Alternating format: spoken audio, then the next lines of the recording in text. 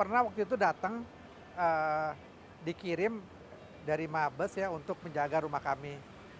Tapi kemudian ayah saya menolak, ya karena dia selalu berprasangka baik gitu loh ya, kenapa sih mesti dijaga-jaga segala, ya, kalau kita selalu baik kepada orang ya kenapa orang mesti jahat sama kita lah.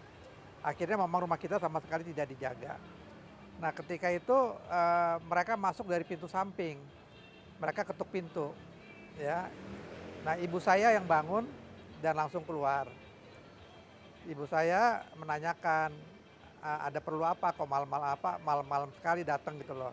Bahwa bapak dipanggil oleh presiden. Ya, lalu, "Sebentar," kata ibu saya. Lalu ibu saya masuk lagi ke kamar, bicara sama ayah saya. Nah ayah saya bilang begini, "Kalau begitu, besok pagi aja ketemunya, ya, kecuali ini hal yang penting." Nah disampaikanlah ke mereka kembali gitu loh oleh ibu saya.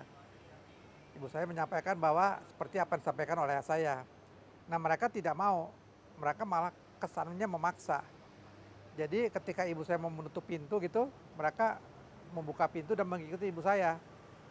Masuk ke dalam dan ibu saya cepat-cepat masuk ke kamar, dikunci. Nah ketika itu ayah saya sudah ada firasat ya barangkali ya. Karena memang sebelum-sebelumnya ini kan memang ayah saya pernah terjadi, ada beberapa kejadian yang hampir merenggut nyawanya dia kan. Dia pernah sebagai, admil ya, atase militer di Belanda pada waktu itu oleh Westerling. Juga dia diculik tapi kemudian dia selamat, ya. Nah dia bilang barangkali kali ini saya terakhir gitu, dia punya feeling begitu. Lalu dia minta pada ibu saya untuk sembunyi di kamar yang lain, karena rumah kita itu terdiri dari 3 kamar dan connecting door. Jadi satu sama lain tuh bisa nyambung. Nah, kamar ayah saya itu adalah yang paling kiri, paling pojok. Kamar saya dan adik saya itu adalah di nomor tengah. Lalu yang paling pinggir yang menuju ke jalan itu adalah kamar kakak saya dan kamar kakak saya.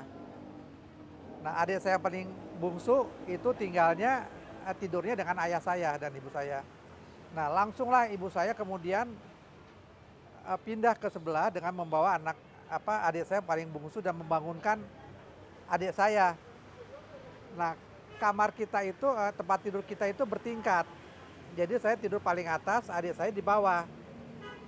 Nah, mungkin karena ibu saya panik atau apa, jadi yang dibangunkan tuh adik saya, yang di bawah itu. Kemudian pindah ke kamar depan. Nah saya itu terbangunnya itu karena udah mulai tembak-menembak di sana. Jadi ribut kan, jadi saya terbangun, saya turun dari itu. Dan saya sempat waktu itu melihat ayah saya, kemudian dia hanya bilang suruh lari. Nah saya itu hanya tiarap-tiarap aja sambil nangis-nangis, pindah ke kamar depan. Nah itulah kejadiannya, sampai kemudian kita hanya bisa teriak-teriak, rampok maling, ya kita suruh diam sama mereka gitu loh. Download Tribun X sekarang, menghadirkan lokal menjadi Indonesia.